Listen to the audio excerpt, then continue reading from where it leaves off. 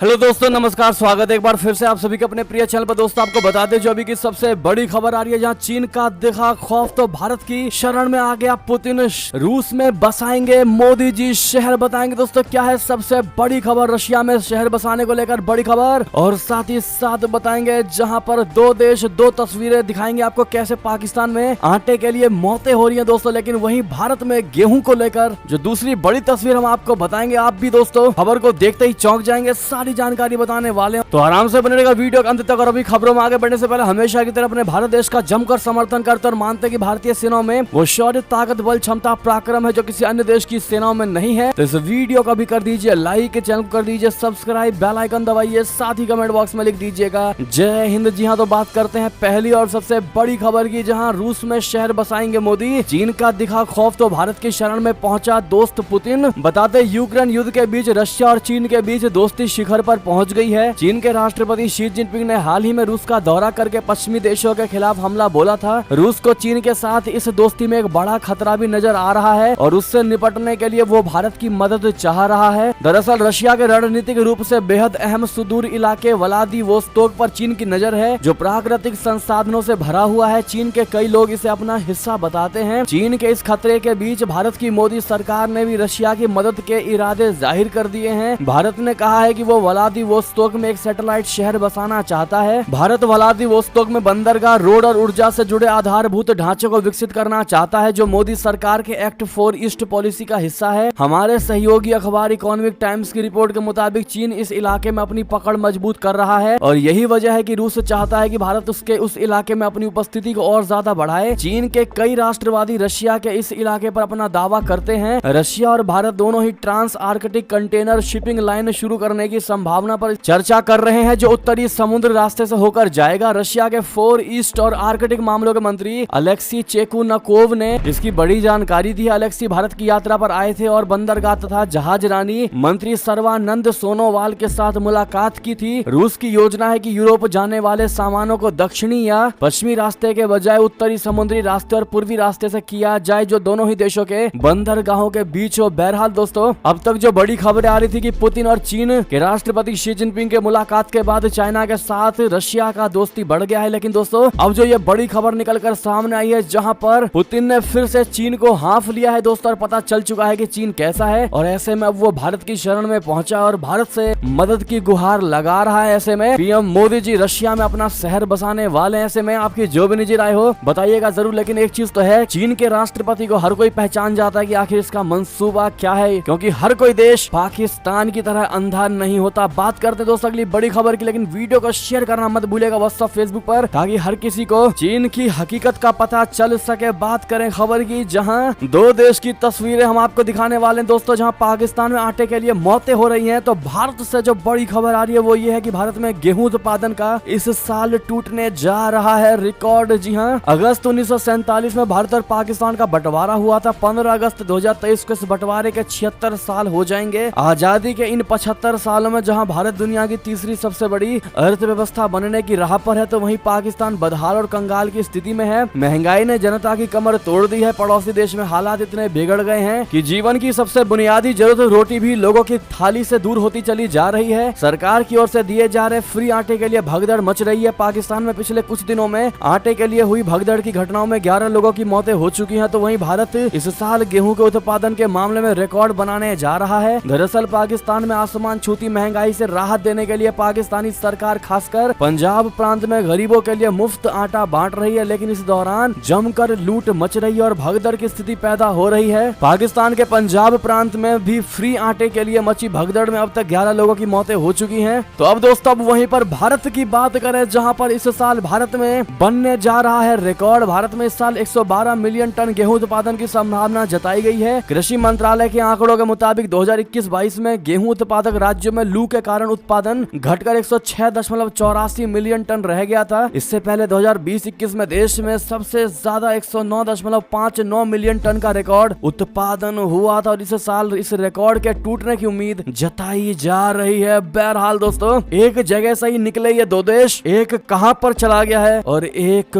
कहां पहुंच गया है। बहरहाल इस पर आप क्या कमेंट करना चाहेंगे दोस्तों, और क्या सबसे बड़ा कारण आपको लगता है कि पाकिस्तान आज गर्त में है और भारत टॉप पर पहुंच चुका चुका है, बताइएगा जरूर। देखते हैं क्या कहती है हमारी भारत की प्रिय जनता। इसी बीच दोस्तों बात करते हैं एक और बड़ी खबर की, जहां अमेरिका ने कहा कि भारतीय सीमा पर चीन ने उकसावे वाले कदम उठाए हैं। ये सब कहते हुए भारत की जमकर तारीफ की है। बता दें अमेरिका ने शुक्रवार को कहा कि चीन ने भारतीय सीमा पर कुछ उकसावे वाले कदम उठाए हैं। अमेरिका ने आगे भारत के साथ निकटता से काम करने की मंशा जाहिर की है। अमेरिकी राष्ट्रपति के आधिकारिक कार्यालय एवं आवास व्हाइट हाउस के उप सहायक एवं हिंद प्रशांत मामलों के समन्वयक कर्ट कैंपबेल ने वॉशिंगटन स्थित एक थिंक टैंक से कहा कि हमें उस भूमिका को समझने की जरूरत है जो भारत वैश्विक मंच पर एक महान राष्ट्र के रूप में निभाएगा। कैंपबेल ने कहा कि हम इसे प्रोत्साहित करना चाहते हैं और इसका समर्थन करना चाहते हैं। हम उस रिश्ते को और गहरा करना चाहते हैं जो पहले से ही बहुत मजबूत है। दोनों देशों के लोगों के आपसी संबंध अमेरिकी लोगों के वैश्विक स्तर पर अन्य देशों के लोगों से संबंधों की तुलना में सबसे मजबूत है। Think tank centre for a new American security ने एक रिपोर्ट में कहा है कि भारत चीन सीमा पर घुसपैठ तथा झड़पों की घटनाएं बढ़ गई हैं। रिपोर्ट के अनुसार भारत एवं चीन के बीच सीमा को लेकर शत्रुता की बढ़ती आशंका का अमेरिका पर और इन दो एशियाई दिग्गजों के बीच उसकी हिंद प्रशांत रणनीति पर असर पड़ता है। रिपोर्ट के अनुसार भारतीय अधिकारियों का मानना है कि चीन भारत को पाकिस्तान के साथ उसकी पश्चिमी सीमा तथा चीन के साथ पूर्वी सीमा पर उलझाकर चीनी महत्वाकांक्षाओं को चुनौती देने की भारत की इच्छा तथा क्षमता को कमजोर करने की कोशिश कर रहा है। बात करें दोस्तों एक और बड़ी खबर की, जहां परमाणु विनाश के कगार पर पहुंची दुनिया, पुतिन के चेले बेलारूस के राष्ट्रपति का सनसनीखेज बयान। बता दें बेलारूस के राष्ट्रपति अलेक्जेंडर लुकाशेंको ने आज यूक्रेन में चल रहे युद्ध का अगला पड़ाव परमाणु युद्ध को बताया है। यूक्रेन को लगातार नाटो देशों से मिल रहे समर्थन को लेकर बेलारूस के राष्ट्रपति ने दुनिया को खौफनाक चेतावनी दी है और कहा है कि बेलारूस में रूसी परमाणु बम पश्चिमी देशों के खिलाफ देश की रक्षा करने के लिए तैनात किए गए हैं। आपको बता दें कि रूस ने बेलारूस में अपने कई परमाणु हथियार तैनात किए हैं, जिसके बाद दुनिया में परमाणु युद्ध का खतरा मंडराने लगा है। और अब बेलारूस के राष्ट्रपति की यह धमकी भी डराने वाली है, क्योंकि पश्चिमी देशों से फिलहाल यूक्रेन को दी जाने वाली मदद नहीं रोकी जाएगी। रूसी राष्ट्रपति व्लादिमीर पुतिन के कट्टर सहयोगी और बेलारूस के तानाशाह अलेक्जेंडर लुकाशेंको, जिन्हें पुतिन का चेला या कठपुतली कहा जाता है, उन्होंने बिना कोई सबूत दिए कहा कि पश्चिमी देश बेलारूस को नष्ट करने के लिए आक्रमण करने की योजना बना रहे हैं। लुकाशेंको ने कहा कि यूक्रेन को टैंक, मिसाइल और तोप भेजने के पश्चिम के फैसले का मतलब है कि दुनिया अपने परमाणु सर्वनाश के पहले से कहीं ज्यादा करीब पहुंच चुकी है। लुकाशेंको ने टेलीविजन पर दिए अपने संबोधन में कहा कि संयुक्त राज्य अमेरिका और उसके सैटेलाइट्स यानी पश्चिमी देश के प्रयासों के परिणाम स्वरूप यूक्रेन में एक पूर्ण पैमाने पर युद्ध छिड़ गया है। बात करें अगली खबर की, जहां इस समुद्री रूट के जरिए व्यापार करेंगे भारत रशिया, होगा बहुत बड़ा फायदा। बता दें भारत और रूस अपने व्यापारिक संबंधों को मजबूत करने के लिए लगातार प्रयासरत हैं। अब दोनों मित्र देश मिलकर आर्कटिक से गुजरने वाली उत्तरी समुद्री शिपिंग रूट